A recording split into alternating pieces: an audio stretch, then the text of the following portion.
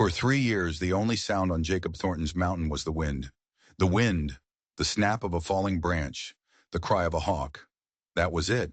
He'd built his cabin 20 miles from anything you could call a town, letting the forest swallow the trail behind him. He'd come here to be alone with his ghosts, and the mountain had obliged. For 1,095 days, the world had forgotten him. And then, on a night when the storm was trying to tear the sky apart, he heard a sound that didn't belong. A knock on his door. Impossible. No one knew this place existed. No one could climb the trail in this weather, in the dark. His hand, without thinking, found the cold steel of the Colt revolver on his hip. He didn't move from his chair by the dying fire. Maybe it was the wind. Maybe a branch had fallen against the door. He waited, listening to the rain hammer the roof like a drum corps. The knock came again, lighter this time, but more urgent, desperate. It wasn't the wind. Jacob stood slowly, the floorboards groaning under his boots. Every instinct he'd sharpened in the war, every lesson learned in the lawless territories after, was screaming at him. Danger. Trouble had found him, even here. He moved to the door, his shadow long and menacing in the firelight. He didn't call out. He just listened. He could hear ragged breathing on the other side, punctuated by the storm. He slid the heavy wooden bar from its brackets. The door swung inward, and the storm lunged into the cabin, a wild animal of wind and water. And in the heart of it stood a figure, a woman, soaked to the bone, dark hair plastered to her face, her dress clinging to her like a second skin. But it was her eyes that caught him.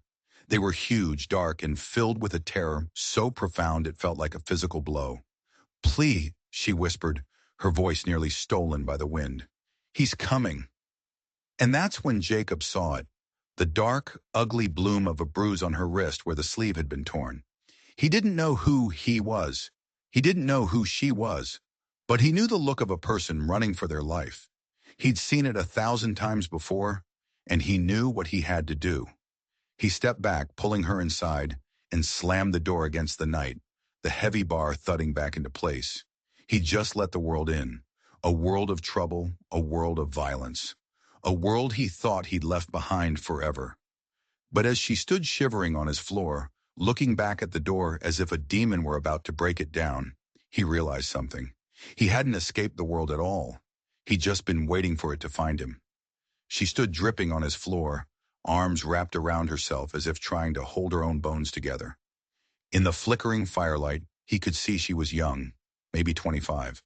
The kind of beautiful that would make a man stop and stare in the street. But it was a bruised kind of beauty. There were shadows under her eyes that had nothing to do with the light. She held herself like she was expecting a blow. "Fire's almost out," he said, his voice rough from disuse. He needed to do something, anything, to break the tension that was crackling in the air. He turned and added a log to the embers, coaxing them back to life. "Thank you," she said. The words were formal, brittle, as if they might shatter. "There's a blanket in that chest," he said, not looking at her. "Dry clothes, too. My wife's. They'll be too big, but they're dry." He hadn't said the word wife out loud in 3 years. It felt strange on his tongue, like a foreign language. He heard the chest creak open. When he turned back, she was wrapped in the thick wool blanket. "You got a name?" he asked. She hesitated for a split second, but it was long enough. "Elizabeth," she said. "Elizabeth Caldwell." It sounded rehearsed, a lie, but Jacob knew some lies were armor. "Jacob Thornton," he offered, surprised he'd given his real name. "I know this is an imposition, Mr. Thornton," she started. "Storm's no time to be on a mountain," he cut in, not asking for an explanation, but leaving a space for one. She didn't take it. Instead, her eyes darted to the window, then back to the door. That panicked, hunted look was back. "Nobody's going to find this place tonight," he said, trying to reassure her. "Trail's a river of mud." "You don't know him," she whispered, and the words were so full of dread, they made the hairs on his arm stand up. So it wasn't a question of if, it was a question of when. "This him," Jacob said, keeping his voice level. "He got a name?" Her laugh was a broken thing, with no humor in it. "He has many. Thomas Garrett when he wants to sound important. The Honorable Mr. Garrett when he's buying judges. but I know what he is when the doors are closed. She pulled the blanket tighter, and the firelight caught another mark, a fading yellow bruise along her jaw. Your husband? He asked, the word tasting like ash. No, she said, and the denial was fierce. He wanted to be. He told everyone I was his fiancée. In his mind, the ring was just a formality. He already owned me. She finally met his eyes, and what he saw there was a desperate plea for him to believe her. I'm from Millbrook. Came here 6 months ago to start fresh. He owns the town, the store, the mine, the law. When he decided he wanted me, everyone said I was the luckiest woman alive. They were wrong, Jacob stated. It wasn't a question. For 2 months, he was a perfect gentleman. Flowers, dinners, promises. Then I mentioned a cousin in California. I said I might visit, and the mask fell. She touched her jaw without realizing it. He told me I wasn't going anywhere. He told me I belonged to him. That was 3 weeks ago. I tried to leave, to take the stagecoach. He had men waiting. They brought me back to my boarding house, and he taught me a lesson about loyalty. Her voice dropped to a whisper. Tonight, he was distracted. The storm gave me a chance. I ran. I just ran. Jacob felt an old, familiar rage begin to smolder in his gut, the rage he'd tried to bury on this mountain. He'd known men like Thomas Garrett, men who saw the world as a collection of things to be owned, and he knew what had to be done with them. So you think he'll come looking? He's already looking, she said with chilling certainty. Storm or no storm, he doesn't like to lose his property. You're not property, Jacob said, the words coming out harder than he intended. Tell him that. Suddenly she stood, moving back toward the door. I should go. I've put you in danger. If he finds me here... He won't just find you, Jacob interrupted, the decision made before he even knew he was making it. He'll find me too. She turned, staring at him, her expression a mix of hope and disbelief. Why? Why would you do that? You don't know me. I'm just trouble you didn't ask for. He looked at her, at the bruises she tried to hide, at the desperate courage that had driven her up a mountain in a hurricane. And he thought of Sarah, of another woman who had needed help and hadn't gotten it in time. Let's just say I don't like bullies, he said. And in that moment, 3 years of quiet, of running, of hiding from his own life, came to an end. Trouble had knocked on his door, and he had just invited it in for a war. The fire crackled, spitting embers up the chimney. Outside, the storm raged, but inside the cabin, a different kind of storm was brewing, a storm named Thomas Garrett. Jacob watched Elizabeth, who had curled into the chair opposite him. She was wearing his late wife's clothes, a simple flannel shirt and canvas pants, held up with a piece of rope. They were too big for her, but in them, she looked less like a victim and more like a soldier. How'd you find this place? He asked, breaking the silence. I saw the smoke from your chimney just before the light failed completely. I was lost. I thought the trail went over the ridge to Cedar Ridge. It does in summer. In this weather, it's a death trap. Staying was more dangerous, she said simply. He didn't doubt it for a second. The exhaustion was starting to pull at her, her eyelids drooping. But she fought it, her body still humming with adrenaline. Every gust of wind made her jump. You should get some sleep, he said. Take the cot. I'll keep watch. You can't stay up all night. Done it before, he said gruffly. Go on. She hesitated, then rose. At the doorway to the small bedroom, she paused. Jacob, thank you. Get some sleep, he repeated, uncomfortable with the gratitude. He listened as she barred the door from the inside, a small, sad sound. He settled back into his chair, the Winchester rifle across his lap, his ears tuned to the sounds of the night. He was a sentinel again, a man with a post to guard. It was a feeling he hadn't realized he'd missed. An hour passed, then another. The storm began to ease, the rain softening to a steady patter. And then he heard it. It wasn't the wind. It wasn't a branch. It was the sound of horses, several of them, moving carefully up the muddy trail. They were still distant, but they were coming. Garrett hadn't waited for dawn. Jacob moved to the main door and peered through a small crack. He saw them, flickering lantern lights bobbing through the trees. 4 riders. They were coming for her. And they were coming armed. Jacob felt a cold calm settle over him. This was familiar territory. He moved silently, checking the bar on the door, securing the shutters on the windows. He doused his own lantern, plunging the cabin into near darkness, save for the faint orange glow of the embers in the fireplace. He was a man in a wooden box, outnumbered 4-1. But this was his box. This was his mountain. And he learned a long time ago that the man defending his own ground has an advantage. He heard a soft sound and turned. Elizabeth was standing in the bedroom doorway, her face pale. She was holding a heavy cast-iron skillet like a weapon.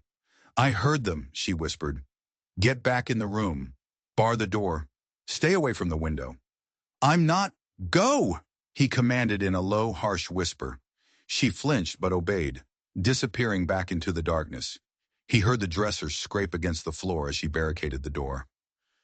Good. The riders had reached the edge of the clearing. They were dismounting, talking in low voices. Jacob raised the Winchester to his shoulder, the cold wood a familiar comfort against his cheek. He centered the sights on the biggest of the shadows moving through the trees. A voice cut through the night, a voice that was used to being obeyed. Cultured, but with an edge of steel. "Hello, the cabin. My name is Sheriff Thomas Garrett. I have a warrant for a fugitive harbored within. Come out with your hands raised." "Sheriff?" Jacob's blood ran cold. This changed everything. It wasn't just a vengeful fiancé. It was the law, or at least a man wearing the badge. This wasn't a fight. This was a crime. Elizabeth hadn't just been running from a man. She'd been running from the law he controlled. The lie she hadn't told him was suddenly more dangerous than the one she had. The title sheriff hung in the air, heavy and menacing. Jacob kept the rifle steady, his mind racing. Was it possible? Had she lied about everything? Was he harboring a criminal? "I'm giving you 1 minute, Thornton." Garrett's voice boomed again. "I know you're in there. A witness saw the girl head this way. You're harboring a thief and an escapee. That makes you an accomplice." Thief. The word was a poisoned dart. Jacob risked a glance toward the bedroom door. Silence. What had she stolen? "She's a troubled woman, Thornton," Garrett shouted, his voice shifting, taking on a tone of false concern. "She stole from the town's charity fund. We just want to get her the help she needs. Don't make this harder than it has to be." It was a good story, plausible. It painted Jacob as a fool, a lonely man taken in by a pretty face and a sob story. It painted Elizabeth as unstable, a criminal. It gave Garrett the moral high ground. But Jacob had seen the bruises. He'd seen the terror in her eyes. Terror wasn't an act. "There's no one here by that name," Jacob called out, his voice steady. A short, ugly laugh came from the darkness. "Don't play games with me. We saw your smoke. We know she's in there. Send her out, and we'll forget you were ever involved. This can end peacefully." Peacefully. 3 armed men had come with the sheriff. They hadn't come for a peaceful resolution. "Private property," Jacob shouted back. "You have a warrant? Slide it under the door." There was a moment of silence. Then Garrett's voice, colder now, all pretense of reason gone. "This is your last chance, Thornton. Open this door, or we will open it for you." Jacob didn't answer. He heard them moving, spreading out, surrounding the cabin. This was it. He was an outlaw, defending a thief against the sheriff. His life had taken a bizarre, terrifying turn in the space of a few hours. A floorboard creaked behind him. He turned to see Elizabeth standing there, the skillet gone, replaced by the heavy poker from the fireplace. "He's lying," she whispered, her voice shaking. "I didn't steal any money." "Then what did you steal?" Jacob asked, his voice low. Her eyes met his, and he saw the truth of it there, the desperate gamble she had taken. "Not money," she said, her voice barely audible over the sound of a man testing the back door. "I stole his ledger." A ledger. It was a lightning strike in a dark room. Everything suddenly made sense. The desperation, the posse, the sheriff badge. This wasn't about a broken heart or stolen charity funds. This was about secrets, the kind of secrets a man like Garrett would kill to protect. "What's in it?" Jacob asked. "Everything," she breathed. "Extortion, bribes, land theft, the names of the men he paid to run families off their property. The records of what really happened at the silver mine last spring when 3 men died in that accidental cave-in. Jacob stared at her. She wasn't just a victim. She was a revolutionary. She hadn't just been saving herself. She'd been trying to save a whole valley. And she'd brought the evidence to his door. He was no longer just a man protecting a woman. He was a guardian of a truth that could tear a corrupt empire apart. Glass shattered as the butt of a rifle smashed through a side window. "Time's up, Thornton," Garrett roared. Jacob shoved Elizabeth back toward the bedroom.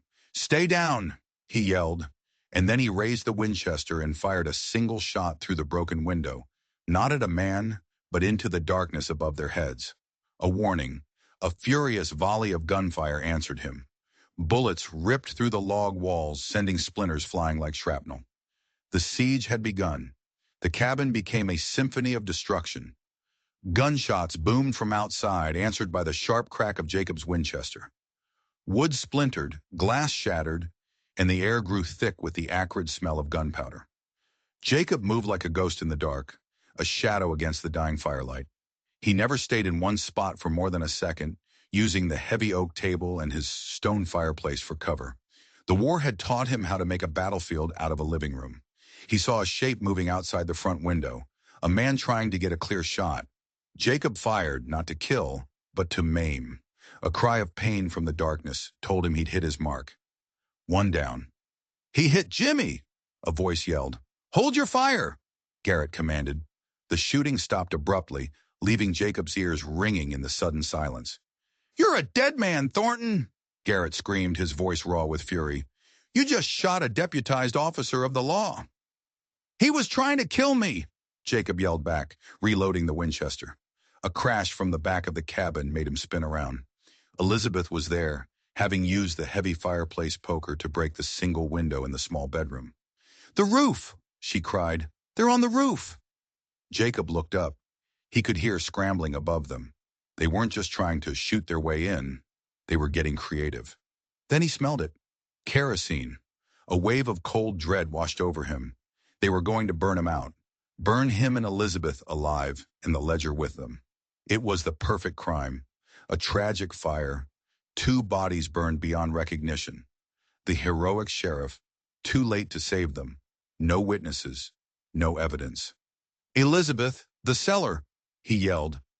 Beneath a bearskin rug in the center of the room was a trapdoor Jacob had built himself, leading to a small, cool cellar where he stored provisions. It was their only way out. He kicked the rug aside and wrenched the door open as smoke began to snake through the gaps in the ceiling. "Go! Now!" he urged her. She scrambled down the ladder into the darkness below, clutching a small, oilskin-wrapped package to her chest. The ledger. "What about you?" she cried, looking up at him. "I'll be right behind you. Just need to give them something to think about." Flames began to lick at the cedar shingles of the roof. The cabin was filling with smoke, choking and thick. Jacob took a deep breath, raised the Winchester, and emptied it through the ceiling, firing blindly at where he thought the men would be. He was answered with screams of surprise and pain, and the sound of bodies sliding off the steep pitch of the roof. He'd bought them a few precious seconds. He threw the rifle down into the cellar and slammed the heavy trapdoor shut just as a river of burning kerosene poured through the ceiling where he had just been standing. The room above them erupted in a roar of flame. In the pitch-black cellar, they could hear the fire consuming the cabin, consuming the last 3 years of Jacob's life. It was a funeral pyre for the man he had been. "There's a tunnel," Jacob coughed, his lungs burning. "At the back. It comes out in the rocks 50 yards from here. I dug it for emergencies." He'd never imagined an emergency like this. They crawled on their hands and knees through the narrow dirt-walled tunnel. It smelled of earth and roots and desperation. Behind them they could hear the muffled roar of the fire, and fainter now, the triumphant shouts of Garrett and his men. They thought they had won. They thought their problems were turning to ash. They burst out of the tunnel into the cold, wet night, gulping the clean air. The exit was perfectly hidden behind a jumble of ancient, moss-covered boulders. From their hiding place they had a clear view of the clearing. Jacob's cabin was an inferno, a pillar of fire reaching for the stormy sky. Garrett and his remaining man stood watching it burn, their faces lit by the terrible orange glow. Make sure it all burns, Garrett said, his voice carrying clearly in the night air. Everything. Leave nothing but charcoal. Elizabeth shivered beside him, clutching the ledger. They had escaped with their lives and the one thing that could destroy Thomas Garrett. But they were homeless, hunted, with a killer and the law he owned on their trail. The fire roared, casting long, dancing shadows. Jacob watched the flames eat his past, and he knew. The mountain wasn't his sanctuary anymore. It was now a hunting ground, and they were the prey. The forest was a maze of black trees and silver moonlight. Every snapped twig, every rustle of leaves sounded like Garrett's men closing in. Jacob led them away from the burning cabin, moving with a predator's silence up the steep, wooded slope. His shoulder throbbed where a stray bullet had grazed him, a hot, sticky reminder of how close they had come to death. "Where are we going?" Elizabeth whispered, her breath misting in the cold air. "An old line shack," he replied, his voice a low rasp. "About 5 miles from here. It's hidden. We can rest there, figure out our next move." They moved for hours, a grueling pace through rough country. Dawn was a pale, gray promise in the east when they finally stumbled into a small, hidden meadow. Tucked against a sheer rock face was a small, dilapidated cabin, barely visible against the stone. It was derelict, but it had 4 walls and a roof. It was safety. Inside, Jacob collapsed onto the dusty floor, his energy spent. Elizabeth, however, seemed to draw strength from their escape. She found an old bucket and filled it with water from a nearby stream. She gently cleaned and bandaged his shoulder with a strip of cloth torn from her dress. Her touch was steady, her eyes focused. He saw in her a resilience he hadn't expected. "We need a plan," she said once he was patched up. She placed the oilskin-wrapped ledger on the rickety table between them. "This is useless if we can't get it to someone who can't be bought." "The nearest federal marshal is in Prescott," Jacob said. "That's 100 miles from here, and Garrett will have men watching every road out of the valley." "So we can't go down the mountain," she said, thinking aloud. "We have to go up, over the peaks. It's harder terrain. They won't expect it." He looked at her with a newfound respect. She wasn't just a victim fighting back. She was a strategist. "It's dangerous country. Early snows could trap us." "It's more dangerous to stay here," she countered. He couldn't argue with that. As they planned, a thought kept nagging at Jacob. One of Garrett's men, the one on the roof, had screamed when Jacob fired through the ceiling. But he'd only heard one body fall. What happened to the other? Their conversation was cut short by a sound from outside, a single clear whistle, the call of a mountain quail. Jacob was on his feet in an instant, rifle in hand, pressing himself against the wall beside the door. The whistle came again, closer this time. It wasn't a bird. It was a signal. He risked a peek through a crack in the door. A man was standing at the edge of the meadow, half hidden by the trees. He wasn't one of the men from the cabin. He was older, weathered, with the quiet watchfulness of a hunter. The man raised a hand, palm open, a sign of peace. "Who is he?" Elizabeth whispered. "I don't know," Jacob said, but he had a feeling. "Cover the back." Jacob stepped out of the shack, rifle held ready. "That's far enough," he called. The man nodded and took a step into the open. "Name's Silas Worth," he said. His voice was calm, steady. "I was with Garrett last night." Jacob's finger tightened on the trigger. Worth, the tracker. Elizabeth had mentioned his name. "You've got a lot of nerve showing your face here." "Maybe," Worth said. "I came to tell you 2 things. First, Garrett knows you're alive. One of his men, Jennings, was on the roof with me. Your shot took me in the leg. Jennings, he saw you go into the cellar. He told Garrett. So they weren't safe. The hunt was already on." "What's the second thing?" Jacob asked, his voice cold. Worth reached into his saddlebag and pulled out a small canvas sack. He tossed it onto the ground between them. It landed with a soft thud. "Supplies," he said, "and a message. You're not alone in this fight." Jacob stared at him, bewildered. "Why? Why are you helping us?" Worth's face hardened, and for the first time Jacob saw a deep, burning anger in the tracker's eyes. "Thomas Garrett stole my family's ranch 10 years ago. Used a forged deed and a bought judge to do it. My father died of a broken heart a year later. I've been working for Garrett ever since, waiting for a chance to see him burn. That ledger you're carrying, that's my chance." The twist was so unexpected it left Jacob speechless. Their enemy's right-hand man was their secret ally. "Garrett's gone mad," Worth continued. "He's offering $1,000 bounty for the two of you. Dead or alive. Every gun for hire from here to the border will be crawling over this mountain by nightfall. You need to disappear." He pointed east toward the highest, most forbidding peaks. "There's a pass through the dragon's teeth. It's treacherous, but it'll take you out of the valley. I'll do what I can to slow them down, lay false trails. But you need to move now." He turned to leave, then paused. "One more thing. You should know what you're really up against. It's not just about the ledger. It's about her." He nodded toward the shack where Elizabeth was hidden. Garrett's mother. She died when he was a boy. Fell down the stairs. Or so the story goes. Elizabeth.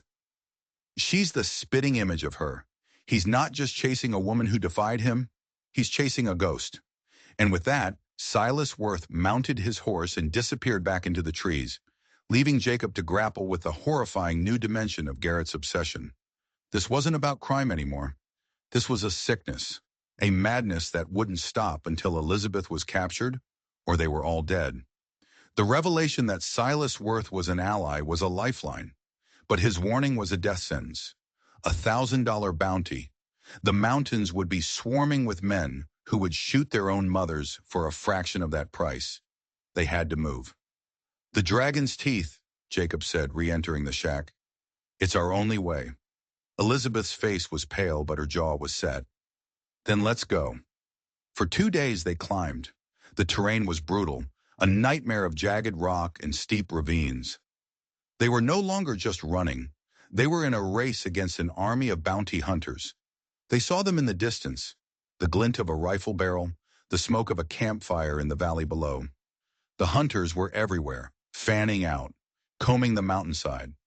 Worth was true to his word. Twice they saw a large group of riders veer off in the wrong direction, following a trail the tracker had clearly laid to deceive them. He was buying them time, but it wouldn't last forever. On the second night, as a bone-chilling wind howled through the pines, they huddled for warmth under a rocky overhang. They had eaten the last of the food Worth had given them. They were exhausted, hungry, and cold. "We're not going to make it, are we?"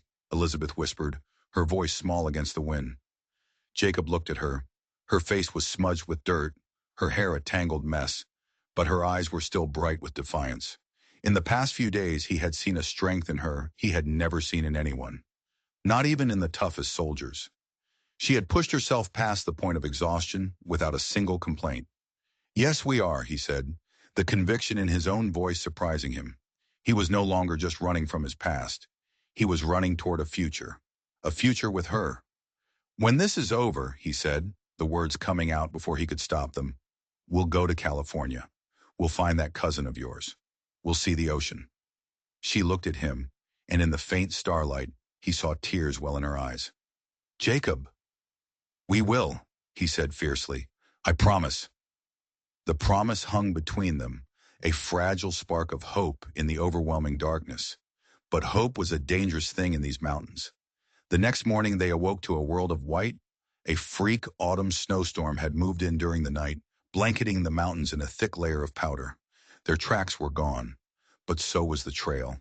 They were lost in a sea of white, with visibility down to less than 20 feet. "This is bad," Jacob said, his breath pluming. "The pass will be impossible in this." They pushed on, wandering blindly through the blizzard. The cold was a physical thing, seeping into their bones. After hours of struggle, they stumbled upon it. A cave, a dark slash in the white face of the rock. It was shelter. Inside, they built a small, smokeless fire, the warmth a blessing that felt almost holy. But the storm had trapped them, and they both knew what that meant. The bounty hunters were trapped too, but they were in the valley below with food and shelter. Jacob and Elizabeth were stuck on the high peaks with nothing. It was no longer a race, it was a waiting game, a game they would lose. 2 days passed. The blizzard raged outside, a relentless white fury. They had no food. The cold was a constant, gnawing enemy. On the third day, the hunger was a sharp pain in Jacob's gut. Elizabeth was weak, shivering uncontrollably despite the fire. Her face was pale, her lips tinged with blue. He knew she was dying. He had found a reason to live, only to watch it slip away. He was sitting by the fire watching her sleep when he heard a noise at the mouth of the cave. Not the wind, a footstep crunching in the snow. He grabbed the rifle, his heart pounding. Had they been found? He moved to the entrance, peering out into the swirling whiteness. A figure was there, a ghost in the storm, moving slowly toward the cave. Jacob raised the rifle. The figure stopped and raised a hand. "Easy there, Thornton." It was Silas Worth. He was covered in snow, his face gaunt with exhaustion. He led a single weary pack mule behind him. "Figured you might be in here," the tracker said, his voice hoarse. "Only place to get out of this blow." He slid a heavy pack off the mule. "Brought you a housewarming gift. Food, blankets, a small bottle of whiskey." He had brought them survival. "How?" Jacob asked him, stunned. "How did you find us? How did you get through this?" Worth gave a grim smile. "The mountain and I, we have an understanding. Besides, I had to warn you. Garrett's coming himself. The bounty hunters were getting nowhere, so he's leading the last of his loyal men up here personally. He's using an old Ute trail on the north face. The storm won't stop him. He'll be at the pass by tomorrow morning. He knows if you get through, you're gone for good. This is his last chance to get you. And the ledger." The news was a punch to the gut. They had survived starvation only to face their executioner. "We can't outrun him," Jacob said, the reality crashing down on him. "Not in this snow, not with Elizabeth this week." "No," Worth agreed, his eyes dark. "You can't outrun him, so you have to stop him. Here, tomorrow." The three of them looked at each other in the dim, firelit cave. Outside, the blizzard howled. Coming up the mountain was a madman, leading an army, determined to kill them. They were two men, one of them wounded, and a woman on the verge of collapse. The odds weren't just long, they were impossible. "He's afraid of heights," Elizabeth whispered, her voice weak but clear. They both looked at her. "Garrett," she said, pulling herself up. "He has a paralyzing fear of heights. We were at a cliff once. He couldn't even stand at the edge." Jacob and Worth exchanged a look. The pass through the dragon's teeth was a narrow ledge, barely 3 feet wide in places, with a sheer 1,000-foot drop on one side. A plan began to form in Jacob's mind, a desperate, suicidal plan. "The pass," Jacob said. "We don't run through it. We make our stand there." It was their only chance. To use the mountain itself as a weapon, to turn Garrett's greatest fear against him. Tomorrow, on a narrow ledge of ice and rock, this war would finally come to an end, one way or another. The dawn was a study in gray and white. The blizzard had passed, leaving behind a world of profound, frozen silence.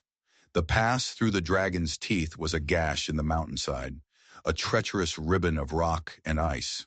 On one side, a sheer wall of granite climbed into the sky. On the other, a dizzying drop into nothingness. Jacob stood at the narrowest point, the wind tearing at his clothes. He felt a strange sense of calm. This was the end of the board. There were no more moves to make after this. Elizabeth was hidden further back, armed with Jacob's Colt. She was weak, but her eyes burned with resolve. Silas Worth was positioned higher up the rock face, a ghost with a rifle, ready to provide covering fire. They didn't have to wait long. They heard them before they saw them. The crunch of boots on snow, the muttered curses of cold, tired men. Garrett appeared first, a dark figure against the snow.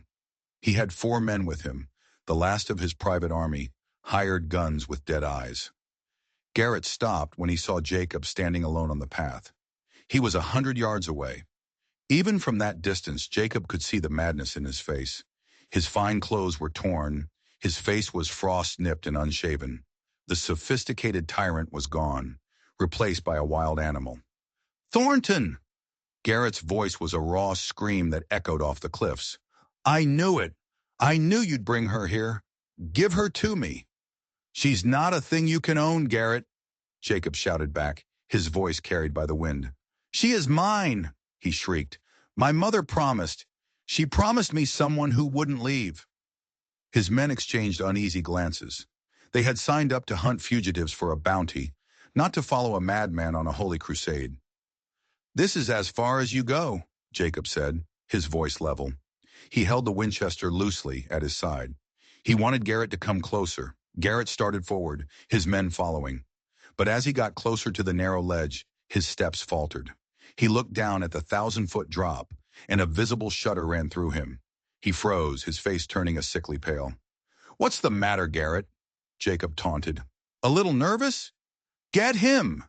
Garrett snarled at his men, gesturing with a trembling hand. "Get him! $100 extra for the man who puts a bullet in him!" The hired guns started forward, spreading out along the path. This was the moment. From his perch above, Silas Worth fired. The lead bounty hunter spun around and dropped, a neat hole in his chest. The other three dove for cover, firing wildly. Bullets sparked off the rock around Jacob. He dropped to one knee, brought the Winchester up, and fired back. Another of Garrett's men cried out and clutched his leg, out of the fight. Now it was 2 against 2. The remaining gunmen were pinned down, unable to advance. "Cowards!" Garrett screamed at them, still rooted to his spot, unable to move forward onto the narrow ledge. "Kill him!" He pulled his own pistol and began firing wildly in Jacob's direction, the bullets going nowhere near their mark. He was panicking, his terror of the heights overriding everything else. "It's over, Thomas!" a voice cried out. Elizabeth. She had moved from her hiding place and was standing in the open, back where the path was wider. The Colt was steady in her hand. Garrett's head snapped toward her. His face, already a mask of madness, seemed to crumble. "Margaret," he whispered, his eyes wide. He was seeing his mother. "You came back. You didn't leave me." "It's me, Thomas. Elizabeth," she said, her voice soft but firm. "This has to stop. Your men are gone. It's over." "No," he whimpered, shaking his head like a child. "He tried to take you. The bad man. He has to go away." He raised his pistol again, turning it back toward Jacob. But in that moment of distraction, Worth fired again. His shot didn't hit Garrett. It hit the snow and ice on the cliff face just above him. A crack echoed through the pass, and with a low groan, a sheet of heavy, packed snow broke loose. An avalanche. Not a big one, but big enough. It swept down the mountainside, a white wave of fury. The remaining 2 bounty hunters were swept away, their screams swallowed by the roar of the snow. Garrett, paralyzed by fear, was buried to his waist, the force of it pushing him right to the very edge of the precipice. The snow settled. There was silence. Garrett was alive, pinned, his legs dangling over the abyss. He looked down, and a sound of pure, unadulterated terror escaped his lips. Jacob and Elizabeth approached him slowly. He looked up at them, his eyes no longer filled with rage, but with the pleading terror of a lost little boy. "Help me," he sobbed. "Please, Margaret, don't leave me here. Please." Jacob looked at Elizabeth. This was her choice, her victory. She looked down at the pathetic, broken man who had terrorized her, who had tried to destroy her. There was no triumph in her eyes, only a deep, profound pity. "It wasn't your fault, Thomas," she said softly. "You were just a boy. You couldn't have saved her." Her words of forgiveness seemed to break him completely. The last of his sanity shattered. He let out a final mournful cry, and then, with a strange, deliberate motion, he pushed himself backward off the ledge. He fell into the white emptiness, silent, a dark speck against the snow, until he was gone. They stood on the edge of the world, the wind whipping around them, and watched the place where Thomas Garrett had disappeared. The silence he left behind was immense. The war was over. Silas Worth climbed down from his perch, his face grim. "He's gone," he said unnecessarily. "It's done," Elizabeth said, her voice barely a whisper. She finally lowered the Colt, her hands shaking. Jacob put his arm around her, and she leaned against him, the strength that had carried her this far finally giving way. "Let's get off this mountain," Jacob said. They made their way down the other side of the pass, leaving the dragon's teeth and the ghosts they held behind them. A week later, they walked into Prescott. They were a strange sight, ragged, thin, but with a light in their eyes that hadn't been there before. They handed the ledger to a stunned federal marshal who listened to their story with a growing sense of disbelief and awe. The fall of Thomas Garrett's corrupt empire began that day. Justice, slow but certain, began to grind its way through the valley they had left behind. 2 months later, Jacob and Elizabeth stood on a cliff overlooking the Pacific Ocean. The water was a vast, impossible blue, stretching to the horizon. The California sun was warm on their faces. They had made it. "I never thought I'd see this," Elizabeth said, her hand in his. "I told you we would," Jacob said, a slow smile spreading across his face. The ghosts of their past were still with them, his Sarah, her Thomas. But they were quieter now. The shared ordeal on the mountain had forged a bond between them, stronger than steel. They were two broken people who had found a way to be whole again, together. They had saved each other. She had knocked on his door looking for one night of safety. And in the end, they had found a lifetime. They had faced down a storm, a tyrant, and an army of killers. They had walked through fire and snow, and they had come out the other side, into the sun. This story is a powerful reminder that even in the darkest of nights, a single knock, a single act of courage can change everything. What did you think of Jacob's choice to help Elizabeth? Let me know in the comments below. And if you enjoyed this journey into the wild heart of the West, make sure you hit that subscribe button and ring the bell so you don't miss our next story. Thanks for listening.